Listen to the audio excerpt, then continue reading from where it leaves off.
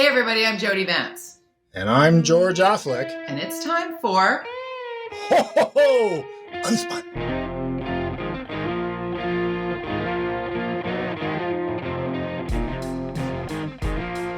This is Amanda's worst nightmare. That's Amanda's... Me wearing a hat. Is it? It's not a good look. It's really not. I have a giant face, so I don't wear hats. Not even too. Have you seen this? Have you seen this face? I have a 5 head. My niece met Jude Law once at a bar in Vancouver, and he said he was super skinny, but he had a giant head. Yeah. That's a little pop So information. Irrelevant. But giant heads work in film and television, I guess. They do. Often short people with giant heads, as it were. I don't know, but that I get that a lot. I thought you would be taller. I always get that too. Sorry. I thought I would have been too. I always thought I would have been too. I love that. Here we are. We're wrapping up 2020 on UnSpun Podcast. I can't even believe it. UnSpun Podcast. 102 episodes. We figured, well, we might as well take a week off now. I feel like we deserve a little gift for Christmas, and let's take a week off, and then we'll see you in the new year, and we can see what kind of crap is going on then. Whatever will we talk about? I have a bunch of things I want to sort of rapid fire talk with you for the next 29 and a half minutes or so. Let's start with the vaccination piece. I mean, this is truly the light at the end of the tunnel. By the time, hopefully, we reconvene in 2021, please let there be multiple vaccines approved, ones that don't need to be kept at ultra low temperatures, where we're not counting the number of people who have done it publicly, where it's just like, people are getting vaccinated today. The most boring television. It's like, okay, sit down. Now we're going to this. We're putting a thing in your arm, and now we're putting this. It's like, oh my God, seriously. If you want to see drama with a needle going in an arm, take my son last year for his shots and watch the screaming begin. Now that's drama. That's not we need fun. to see more of that if we're going to see. No, George. This is about making people comfortable with getting shots. Yeah, right. Some people don't like getting needles at all. As the daughter of a lab technician, I've lost count at the number of times my blood has been taken. My mom would literally be like, "Come on," and then she'd phone me and she goes, "You're fine. Get to school." Yeah, you're like, okay. Moms and I have sisters who are nurses, and they're like that too. You know, when you were on TV though before, wasn't there a rule about needles in arms, and they never showed the shot? Like they never showed the shot. Yeah. Now it's like all I see on TV now is needles going into people's arms, and now that used to be a big rule about that. You make a really good point, actually, George, because there are some conversations in the science community now for people to remove the syringe from the symbol when you're talking about vaccines. It's so commonplace for that syringe or the droplet of fluid off the end of the needle being. Right. Yeah. It freaks a lot of people out. For some people, that image alone could make them faint. And we need people to just understand that these are safe and they're effective. And as a scientist friend of mine said, the vaccine is way better for you than COVID-19. So, no doubt. Stop I'm with with that guy. Dr. Henry got her shot on today. We're actually recording on a Tuesday here, but Dr. Henry got her shot, and my Twitter feed at Jody Vance, by the way, at Jody with a Y, Vance on Twitter, George underscore Affleck. My Twitter just went on people being mad that Dr. Henry's getting her. I'm kind of with him. Really? Well, I mean, Joe Biden, okay, the guy's like 100 years old. So, I get it. He's going to, he might catch it and die. So, and he's going to be president, and then what happens? So, and Kamala Harris would be president. Yeah. But she's getting the shot in a week, and she's younger than me, I think. So, I don't know. I think to me, politicians and senior bureaucrats, if they're healthy, no, you go on the lineup like everybody else. Why do politicians get special privileges? That doesn't make any sense. And why do senior bureaucrats, unless you're literally in the front line? And I know maybe you could argue Dr. Bonnie's on the front line, but she's talked about her being alone on Christmas Day. I don't know if you saw that. She said, "What are you doing? I'll be all by myself having my dinner." So we know she's isolating. So I don't know. I just think I get the argument. We just want to show people that it's okay, it's safe, and okay, we've seen it, it's safe, or whatever. We've seen enough people get this shot now. I don't think we need that PR spin anymore. Let's be honest. Most people who are getting shots, especially if they're politicians, unless they have preconditions that are a concern, which then puts them in the same lineup as everybody else that have those same preconditions. And if you're, then I don't see the point. I think it's actually going to work against people. Politically, it'll work against them. And I think they need to kind of we get it.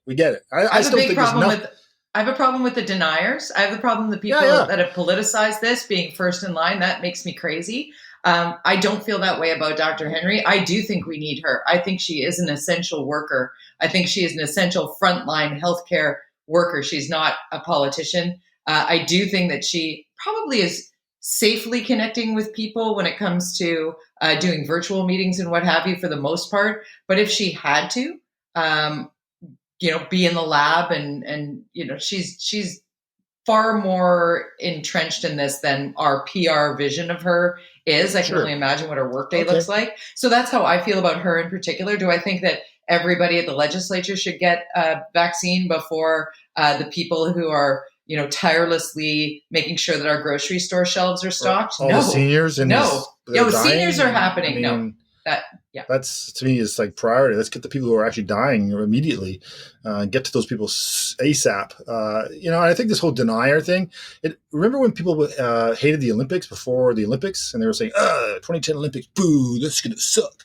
And then it started and it was really fun. And they all had their little red gloves on. And they were all downtown jumping around going, yay, Olympics, yay, Canada. I think you'll see the same kind of attitude shift once we show that this vaccine is working and we're seeing a significant decline, or oh my God, let's hope that happens.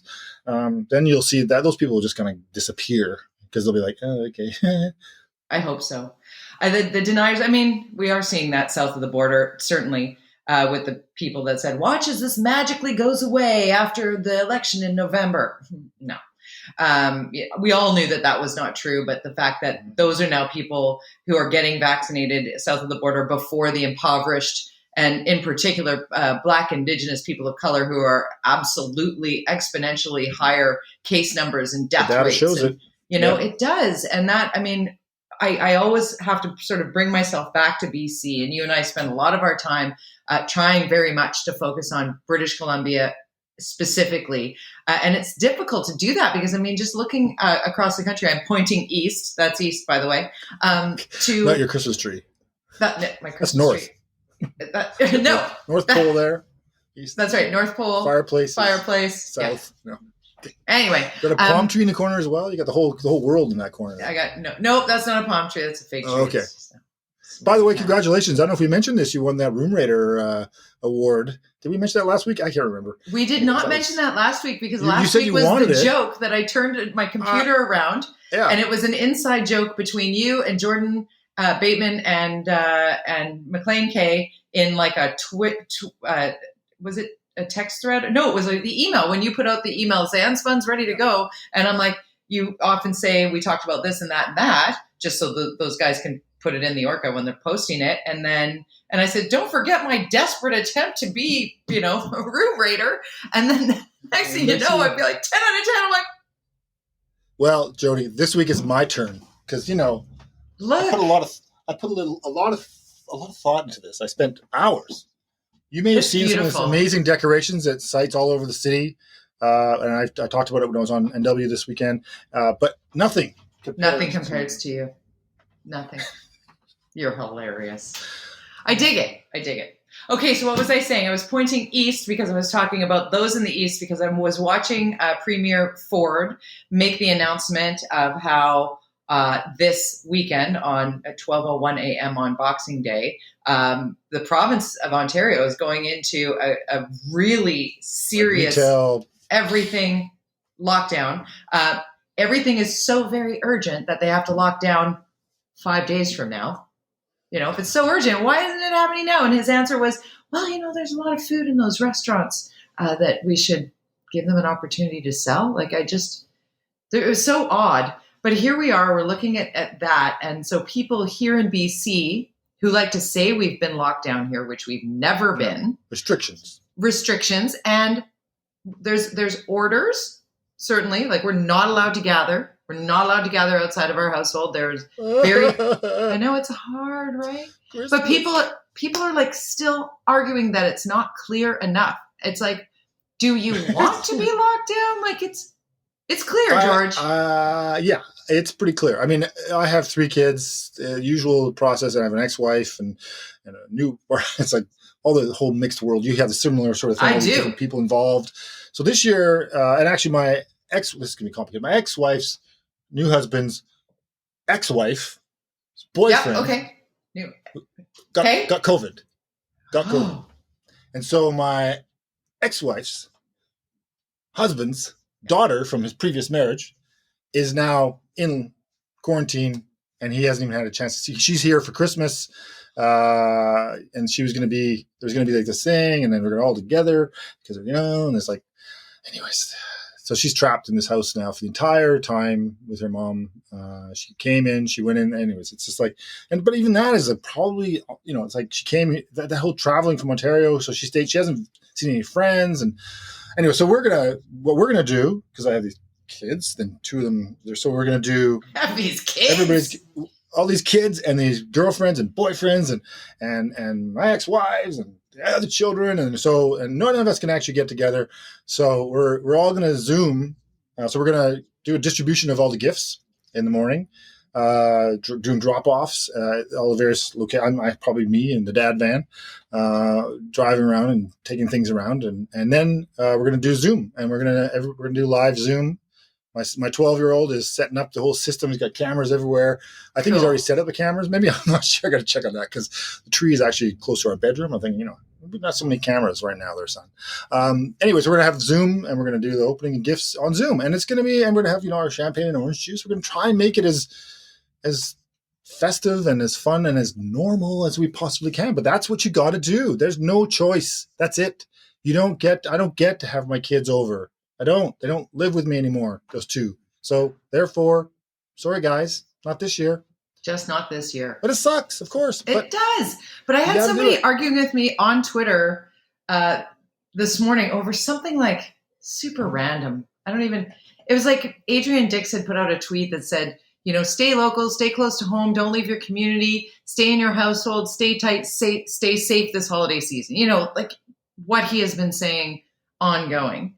And I replied to it or something. It was just like, just this one window. It's even really just a 2-week window that's being asked here that we all just stay super local. If we just tighten it up just right now, which means don't go to Whistler.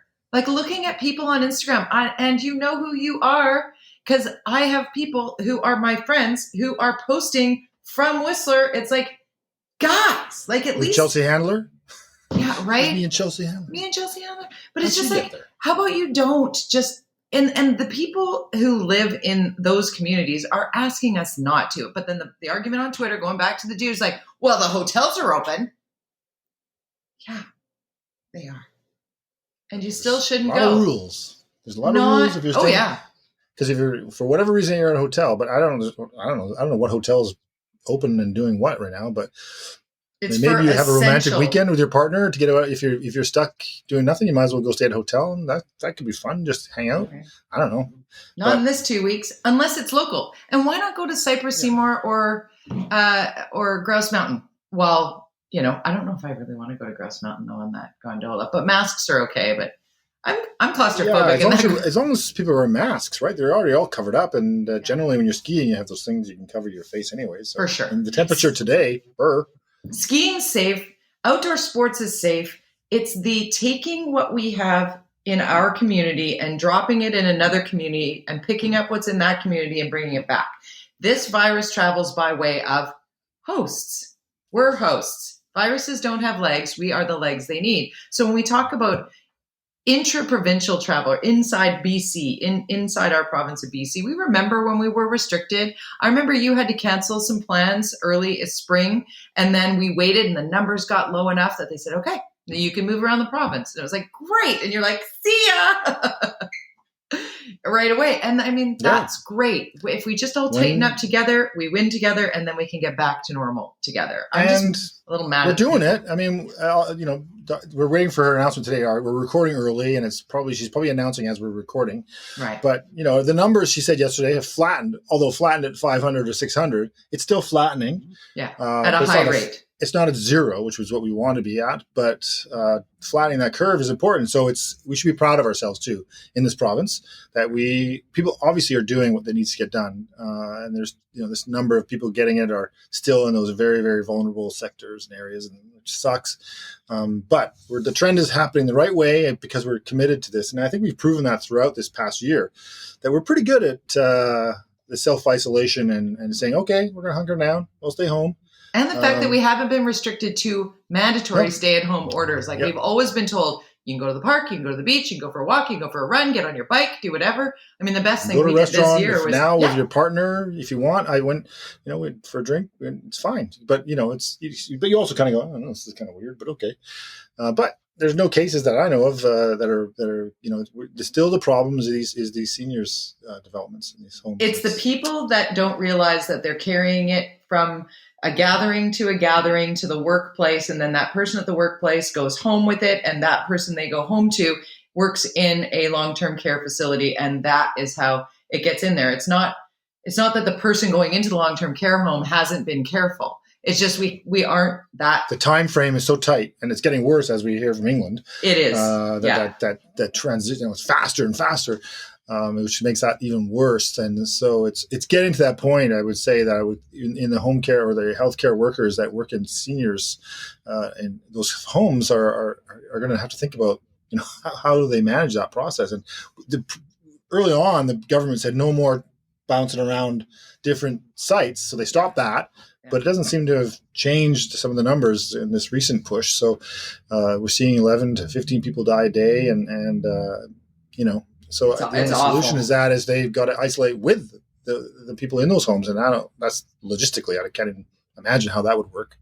It is a difficult. As Dr. Henry references every briefing, it is the one thing that weighs heaviest on her mind each and every day, is because there's no way to create a firewall around the most vulnerable without that significant amount of vaccine, and that's what everybody's working towards right now. And actually, driving across town the other day, I saw the lineup for the vaccine. It's because the healthcare workers have to come to the vaccine. They can't distribute it because it needs to be kept so cold. And it looked like a couple of hours of lineup. So there's a lot of people getting vaccinated, which is good news. I want to ask you about something COVID related, but kind of. Okay. Remember when of course you do, when the NHL playoffs happened last summer, that abbreviated playoff bubble time. That was gripping. I was a naysayer. I couldn't get enough of hockey. 17-year sportscaster, and I was like, nope, don't care, don't want it, no, don't. I don't want anything. I want it to stay tight. No, we don't need any more of this. Let's stay focused. And then it started, and it was super safe. They spent like $100 million on that to make it happen, and it was captivating for me. I did find myself caught up in those games, and I felt some little taste of normalcy. But here we are facing a regular NHL season, albeit abbreviated, starting on January 13th is the plan, 56 games to be played. With Ontario and Quebec have not approved their teams playing in their venues, because this isn't a bubble situation. This would be the Canucks playing here at Rogers Arena and having just Canadian teams coming in to play. They play each of those teams 10 times. That seems to me very risky to be traveling, across Canada like that, given the spread in Alberta, given the spread. It's worse than ever right now, right? Isn't it? Yeah, it does. And when we did that last season, it was at the bottom of the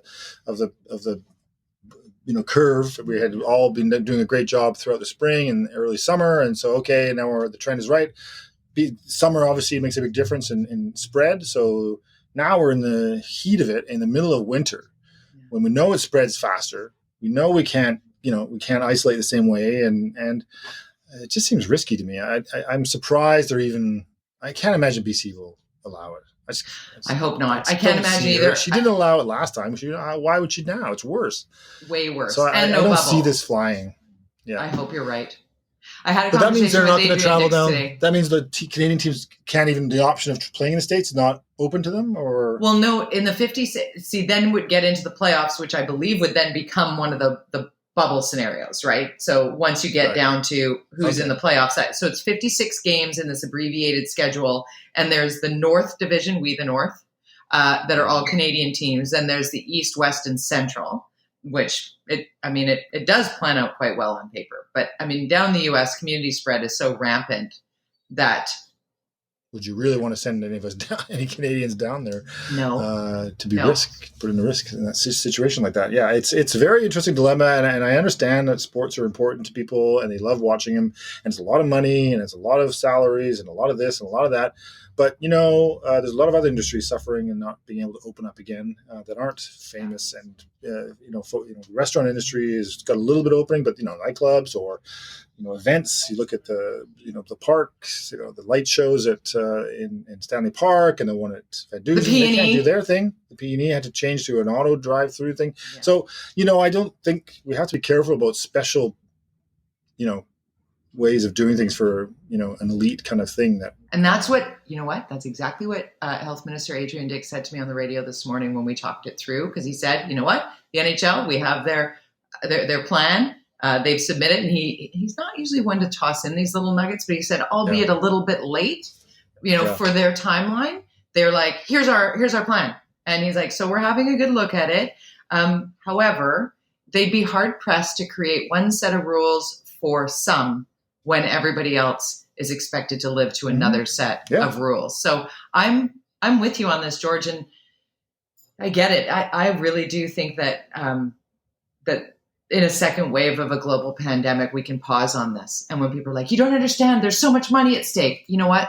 The NHL has made a great deal of money for a very long time. They can survive this. I'm more concerned about mom and pop shop restaurant, who did get a bit of a break in the reduction that was announced today by Minister Farnworth about capping the costs of the delivery services, the Uber Eats and the Skip the Dishes and DoorDash. Came from a BC Liberal, by the way.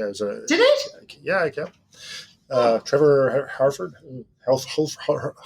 Got it. Trevor, he's from White Rock. Trevor in White Rock. New MLA. Yes, it's a great idea. Going to help immensely. It's really something that adds a little hope. There are 190,000 people before the pandemic. So it's about, I think Ian Tostinson said there are about 140,000 now. But 190,000 people in British Columbia are employed in the restaurant industry. We need to keep that going more than we need to keep a handful of hockey tip players. Big when you go. Tip way more than I usually do. Same. I used to work in restaurants when I was at university, so I remember what it was like. So 100%. To have 1/4 of your customers coming into the restaurant or less, and or if that, they're saying on takeout. 60% right now. 57% is takeout, where it used to be 20%. Yeah. So at least they're getting. Many are being able to keep their heads above water here in this crazy time. We've only got just a few minutes left in our last podcast to 2020. I know. It's flying by. I wanted to talk, we love our George facts, and we love it when George, when I challenge you, I'm like, what do you think's going to happen here, George? And you never fail to amaze as you lay down your truths here on UnSpun podcast. Mm-hmm. And I got to say, you're very often right. Well, Amanda doesn't think so, but that's usually related to things like whether I did the dishes that night or not.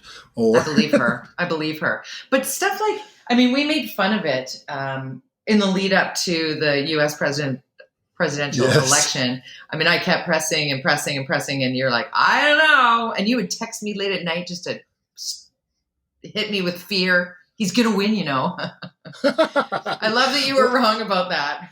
Well, he didn't read the small print. I put underneath that, it said, in Trump's mind. Right. So, because he still thinks he's won. And by the way, I still think if he handled the crisis better, he would have won.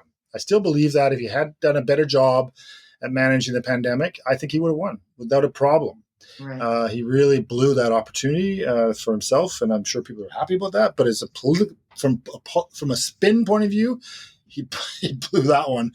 Because you look at almost any other place where the government is more popular Doug Ford as an example than they were when they started because of the way they've been handling it. For their, maybe he's waning a little bit, but early on he was like, whoa, yeah. Suddenly everybody loves Doug Ford. Like nobody saw that coming. And Nobody we have a saw government that here in coming. BC that took advantage of that and had an election, which I ran in, which, for the only things that maybe I was away for a few weeks there. Yeah. I I'm so apparently glad that didn't work Apparently I out. lost an election, I heard. Yeah. I was really worried you were going to win that. I was. Wait a minute, did you? I need a recount. Did you fix the? Were you stuffing the That ballot was me. boxes? I'm like, no, the other George. The other Well, I hope BC. What are some? I want to ask you. What were some of your biggest COVID lessons? Well, I think it's how we've learned to live in isolation. It's been an interesting, I like to get out a lot. I'm a homebody a little bit, and I have my close knit group of friends, but I'm pretty social. And so it's been an interesting experience. It's not typical for you to have. I told you to make sure you had a cocktail today. So here's our little cocktail. Cheers. Yeah. Yeah. Merry Christmas. So that's been the biggest thing, like how you deal with that. And I think it's been a real challenge for a lot of people, as we know, being in isolation. Has there been any positives for you? Do you think there are takeaways that are like, yeah, that's gonna stick? You're gonna have to give me more time on that one. I don't know. That's a hard one, eh? It's been a rough year for business, for family, everything. It's hard to find a positive. I mean, what's amazing, obviously, is how fast they've come up with this vaccines. I mean, it's really impressive how technology and innovation and when you put your mind to something and the cash, you can solve problems. And so I would say for the people the climate issue, which is a very big issue, let's put the same energy to not just about stopping things, about starting things. Let's find new ways to do things and put our energy into that to solve this climate crisis that we're in. And it doesn't mean just tax everybody. Is there ways we can solve this through technology? Let's start really putting that energy. We know there's some of the things that exist out there, but so far, most of the energy has been about stopping things as opposed to starting things. Let's find solutions as opposed to just saying you can't do this anymore, because it's really hard to motivate people. And then the COVID is kind of an example of that. It's really, I think, as I said earlier, it's really hard to get people to isolate. We see that everywhere. It's different everywhere. And America is the example of that. And then earlier I said that people, once this vaccine starts seeing the impact, the positive impact, you'll see those people who are naysayers go away. And I think that's the thing, because it's a positive thing. You're happy. Oh my God, this is so much easier to make people excited about something, because it's really hard to get people excited about going into isolation. But to say we've got a solution and all you have to do is this, and we've found a new way to do it or something, then I think people can really get behind that. And I think that's how we have to think about the climate crisis and anything that we do, any innovation, anything that can solve our problems that we live in, which are many. We've shown this year that you can do that.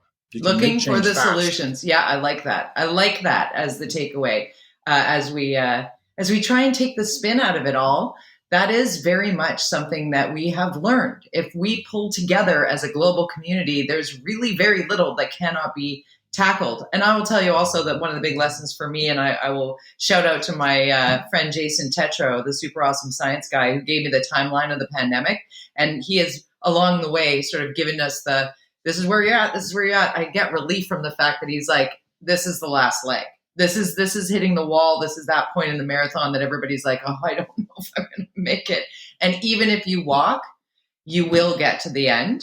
And he references, obviously, 1918, the Spanish flu pandemic, and why the Roaring 20s were the Roaring 20s, why everybody got so dressed up and put their lipstick on and threw their heels up, and the dancing and the fun that was had was because the appreciation of what, used to be just common, like, oh, well, what are we doing? And that's what we have ahead of us. So we need to find that positivity and look ahead. And I know you haven't seen my middle this week because I just sent it into McLean because we are taping early. So it is dropping on Wednesday, as it always does. And my middle this week, my takeaway from COVID-19, my lesson for me is on the pages of the Orca in the virtual sense. And I think it might surprise you. So instead of breaking it down, I'm just going to say you should read it. www.theorca.ca. Seriously, I gave a little bit of me, a little glimpse behind the person that you see on the screen. Oh, Yeah. interesting. It's a good All lesson. right. It's a good takeaway. And do you have That's any? my Christmas reading then for Christmas Day. I'll read it all out to the kids. Yeah. And it was the night before Christmas, and Jody wrote a post. I did. And you should read it because I said so. I will. And you're going to also stay tuned to the radio station CKNW, where both you and I are now the fill-in people. Yeah, so I'm the backup to the backup. That's you, I guess. But we'll see. We'll see you on there. Tested. Keep your phone nearby, dude, because I might be calling you. I'm Linda Steele for the next week, and then after that, I get to be Charles Adler for a bit. So, like everybody who's following the rules, I'm not going anywhere. Good. Keep your ringer on. You got me? I got you. You're the best. And one of the greatest things about 2020 has been our weekly connection. I thank you, George-affleck. Cheers. Merry Christmas, Happy New Year, and all that stuff. And to you. Cheers. Bye.